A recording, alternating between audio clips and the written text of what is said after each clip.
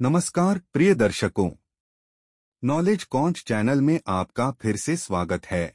आज के एपिसोड में हम असाधारण शक्ति के दिव्य हथियार उल्लेखनीय वासवी शक्ति का अनावरण करने के लिए हिंदू पौराणिक कथाओं की समृद्ध टेपेस्ट्री में उद्यम करते हैं। इतिहास महत्व का पता लगाने के लिए हमसे जुड़े और बहादुर कर्ण द्वारा चलाए गए इस दिव्य हथियार के पीछे की पौराणिक कहानी। कर्ण की कहानी। वासवी शक्ति में गोता लगाने से पहले आइए उस व्यक्ति को समझें जिसने इसे संचालित किया था। कर्ण वह महाकाव्य महाभारत में केंद्रीय पात्रों में से एक था जो अपनी अटूट वफादारी, बेजोड़ कौशल और कौरव राजकुमार दुर्योधन के प्रति अपनी निष्ठा के लिए जाना जाता था। वासवी शक्ति की प्राप्ति। वासवी शक्ति देवताओं के राजा इंद्र द्वारा कर्ण को उपहार में दिया गया एक दिव्य हथियार था।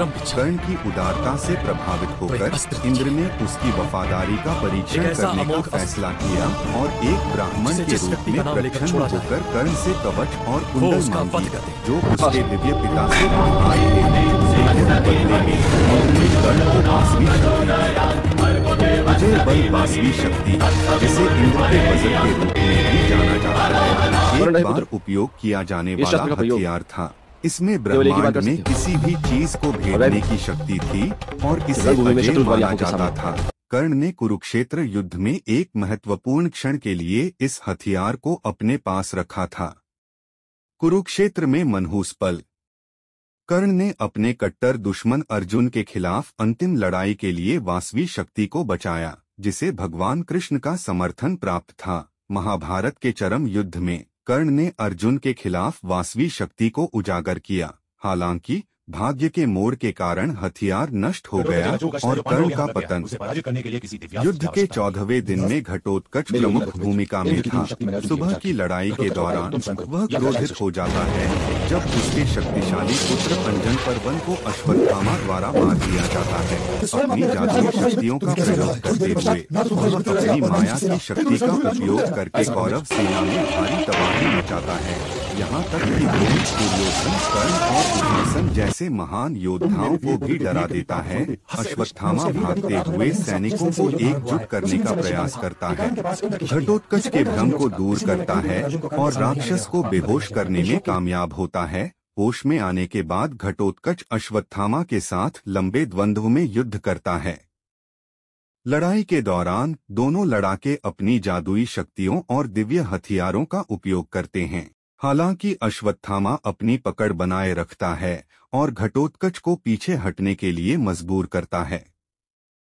14वें दिन जयद्रथ की मृत्यु के बाद सूर्यास्त के बाद भी युद्ध जारी रहने पर घटोत्कच सचमुच चमक उठा। रात में उसकी शक्तियां सबसे प्रभावी होती थीं क्योंकि राक्षसों की क्षमताएं बढ़ जाती थीं। अपने सैनिकों के साथ घटोत्कच ने अलायुध और अलम्बुशा को मार डाला और बाद वाले के सिर को गदा से कुचल दिया। घटोत्कच के उग्र होने के साथ अश्वत्थामा और घटोत्कच के बीच एक और लड़ाई हुई। अश्वत्थामा कई बार घटोत्कच को हराने में सफल होता है, लेकिन शक्तिशाली राक्षस अपनी माया का उपयोग करके भागने में सफल हो जाता है। दूसरी ओर कर्ण भी कुछ कठिन युद्धों के बाद युद्ध के मैदान में घटोत्कच को 2 बार हराता है, लेकिन फिर भी घटोत्कच को कौरव सेना पर कहर बरपाने से नहीं रोक पाता है। जैसे ही सेना उसके चारों ओर टूटती है, यहाँ तक कि दुर्योधन भी अपने ध्वज को फाड़कर भागने के लिए मजबूर हो जाता है। कर्ण अंततः शक्तिशाली राक्षस को मारने के लिए अंतिम उपाय के रूप में वासवी शक्ति का उपयोग करता है। यह हथियार भगवान इंद्र द्वारा प्रदान किया गया था और इसका उपयोग केवल एक बार किया जा सकता था। कर्ण ने इसे अर्जुन के खिलाफ उपयोग करने के लिए आरक्षित रखा था। वासवी शक्ति हथियार से घातक रूप से घायल होने के बावजूद घटोत्कच आकाश की ओर उठता है और कौरव सेना की एक अक्षौहिणी को कुचलते हुए अपने शरीर को बड़ा करने में सफल होता है। घटोत्कच की मृत्यु पर पांडव दुहक से भर गए। हालांकि कृष्ण मुस्कुराए बिना नहीं रह सके, यह जानकर कि घटोत्कच ने अर्जुन को कर्ण से बचाया है। प्रतीकवाद और विरासत। वासवी शक्ति की कहानी गहरा प्रतीकवाद रखती है।